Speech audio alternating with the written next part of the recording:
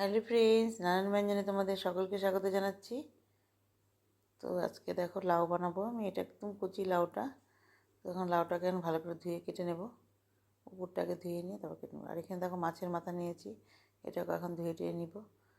এখন মাছের মাথাটাকে আমি লবণ হলুদ আর তেল দিয়ে মেখে নিচ্ছি, তারপর ভেজে নেব। দেখো এখন মাছের মাথাটাকে আমি ভেজে নিচ্ছি। মাছের মাথাটা কিন্তু অনেকটা বড়, বেশ বড় মাছের মাথা। এখন দেখো কড়াইতে ওই মাছ ভাজার তেলের মধ্যে এখন ওই লঙ্কা, শুকনো লঙ্কা, তেজপাতা আর আদা ভেজে নিচ্ছি। এখন এর মধ্যে একটু জিরা দিয়ে দেবো, আর একটু জিরা দিয়ে দেবো।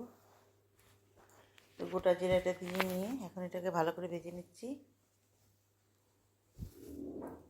এখন এর মধ্যে বিচি ছাড়িয়ে টমেটোটা দিয়ে দিলাম, দিয়ে নিয়ে এখন এর মধ্যে লাউটাকে দিয়ে দেবো। দেখো লাউটাকে দিয়ে দিলাম। লাউটার মধ্যে একদম বিচি নেই, একদম খুব ভালো লাউটা। এখন এর মধ্যে লবণ হলুদ দিয়ে দিলাম, দিয়ে ভালো করে মিশিয়ে নিচ্ছি।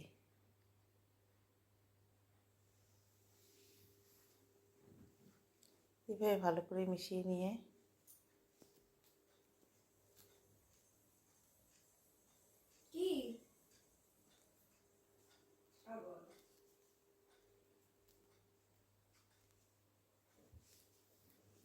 এখন একটু ঢেকে দেব।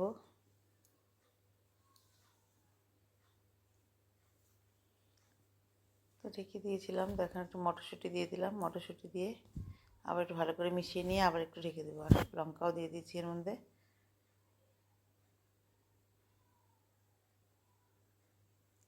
তো দেখো ঢেকে দিয়েছিলাম, কতটা জল বেরিয়ে গেছে, একদম লাউটা নরম, একদম মজে গেছে। এখন এর মধ্যে মাছের মাথাটা দিয়ে দেবো।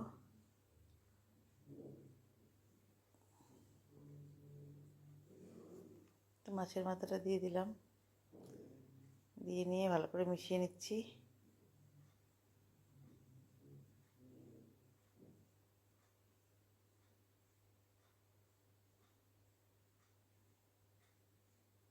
এখন মাছের মাথাটাকে নরম হবার জন্য আর একটু ঢেকে দেবো।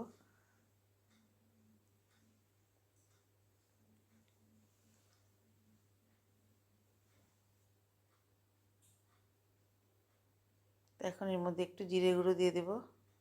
আর এই যে এইটুকুন মাছের মাথা না আমি অল্প রেখে দিলাম, কারণ মাছের মাথাটা অনেকটাই বড়, লাউয়ের থেকে এত তেল বেরোচ্ছে মাথার থেকে। এখন এর মধ্যে জিরে গুঁড়ো দিয়ে দিলাম, আর একটু মিষ্টি দিয়ে দিলাম। মিষ্টি দিয়ে এখন আবার ভালো করে মিশিয়ে নিচ্ছি।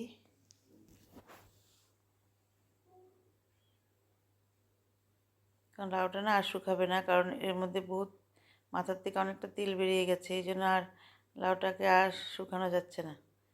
তো এখন এর মধ্যে আমি এখন এসে দিয়ে দেবো, যে ঘি দিয়ে দেবো।